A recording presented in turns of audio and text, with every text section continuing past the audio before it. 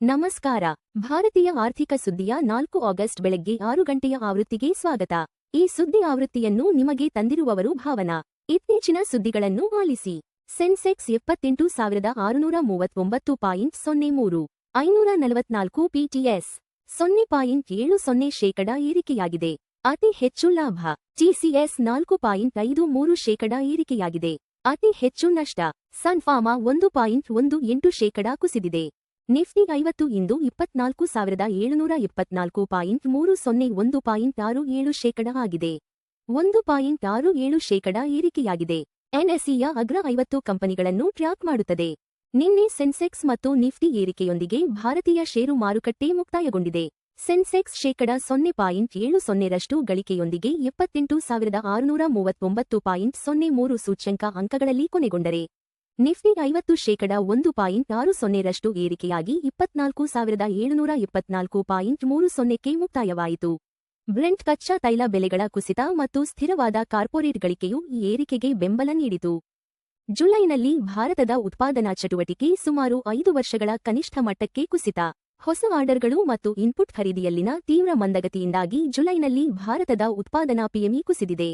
ಈ ಕುಸಿತದ ಹೊರತಾಗಿಯೂ ಬಲವಾದ ರಫ್ತು ಬೇಡಿಕೆಯೊಂದಿಗೆ ವಲಯವು ಘನ ಬೆಳವಣಿಗೆಯನ್ನು ಸೂಚಿಸುತ್ತಿದೆ. ಯುಎಸ್ ಮತ್ತು ಜಪಾನ್ ಜಂಟಿ ಕರೆನ್ಸಿ ಹಸ್ತಕ್ಷೇಪವನ್ನು ಖಚಿತಪಡಿಸಿದ್ದರಿಂದ ಯೆನ್ ಮೌಲ್ಯ ಏರಿಕೆ. ಜಪಾನ್ ಮತ್ತು ಯುಎಸ್ ಜಂಟಿ ಹಸ್ತಕ್ಷೇಪದ ನಂತರ ಜಪಾನಿನ ಯೆನ್ ಯುಎಸ್ ಡಾಲರ್ ವಿರುದ್ಧ 3 ತಿಂಗಳ ಗರಿಷ್ಠ ಮಟ್ಟಕ್ಕೆ ಏರಿತು. ಕರೆನ್ಸಿಯನ್ನು ಬೆಂಬಲಿಸಲು ಯುಎಸ್ ಮತ್ತೆ ಕ್ರಮ ಕೈಗೊಳ್ಳಲು ಹಿಂಜರಿಯುವುದಿಲ್ಲ ಎಂದು ಖಜಾನೆ ಕಾರ್ಯದರ್ಶಿ ಸ್ಕಾಟ್ ಬೆಸೆಂಟ್ ಪ್ರತಿಜ್ಞೆ ಮಾಡಿದರು. ಇರಾನ್ ಶಾಂತಿ ಮಾತುಕತೆಯ ಆಶಾವಾದದ ಹಿನ್ನೆಲೆಯಲ್ಲಿ ಡೌ ಜೋನ್ಸ್ ದಾಖಲೆಯ ಗರಿಷ್ಠ ಮಟ್ಟದಲ್ಲಿ ಮುಕ್ತಾಯ. ಯುಎಸ್ ಷೇರುಗಳು ಬಲವಾದ ಗಳಿಕೆಯೊಂದಿಗೆ ಆಗಸ್ಟ್ ಅನ್ನು ಪ್ರಾರಂಭಿಸಿದವು.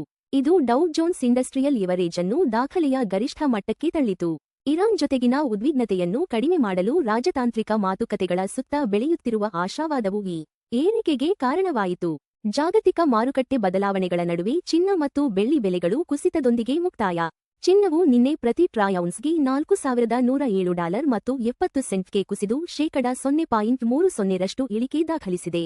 ಬೆಳ್ಳಿಯೂ ಕೂಡ ,0.15% ಕುಸಿದು ಪ್ರತಿ ಟ್ರಾಯ್ ಔನ್ಸ್ಗೆ $58 ಮತ್ತು 32 ಸೆಂಟ್ಗೆ ಮುಕ್ತಾಯವಾಯಿತು.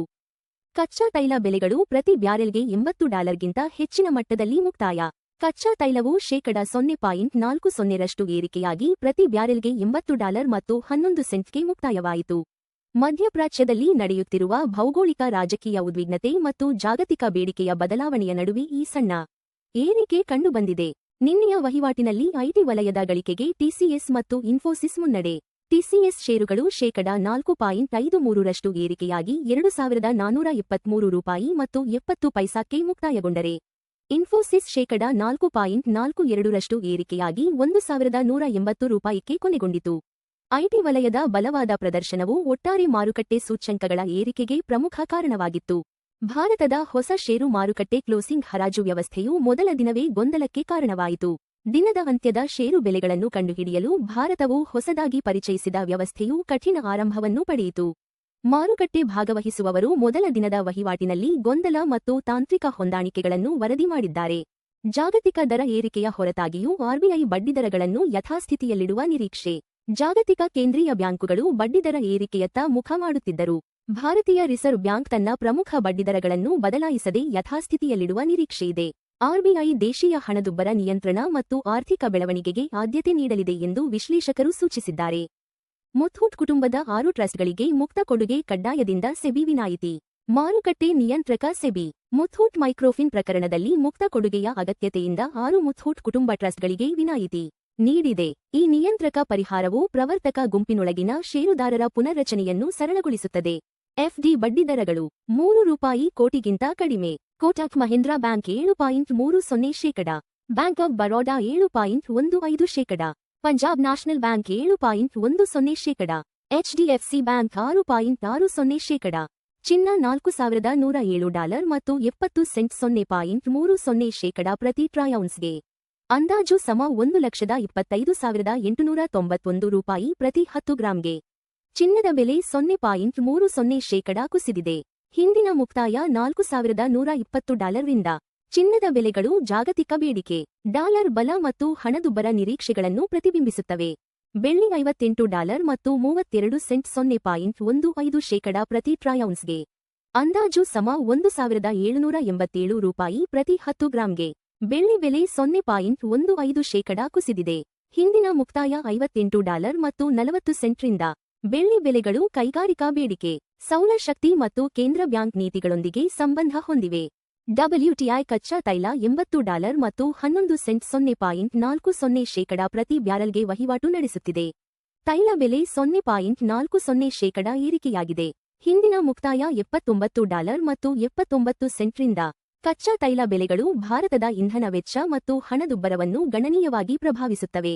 US $95 ಮತ್ತು 33 ಸೆಂಟ್ 0.06%ಗೆ ಭಾರತೀಯ ರೂಪಾಯಿ ವಿರುದ್ಧ ವ್ಯಾಪಾರವಾಗುತ್ತಿದೆ.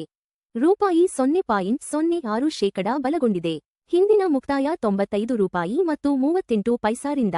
ದುರ್ಬಲ ರೂಪಾಯಿ ಆಮದು ವೆಚ್ಚವನ್ನು ಹೆಚ್ಚಿಸುತ್ತದೆ, ಆದರೆ ಐಟಿ ಮತ್ತು ಫಾರ್ಮಾ ರಫ್ತುದಾರರಿಗೆ ಪ್ರಯೋಜನವಾಗುತ್ತದೆ. ಎಲ್ಪಿಜಿ ಸಿಲಿಂಡರ್ ಬೆಲೆಗಳು ಪ್ರಮುಖ ನಗರಗಳು. ಚೆನ್ನೈ $957 ಮತ್ತು 50 ಪೈಸಾ, $2,906. ಬೆಂಗಳೂರು $944 ಮತ್ತು 50 ಪೈಸಾ, $2,821.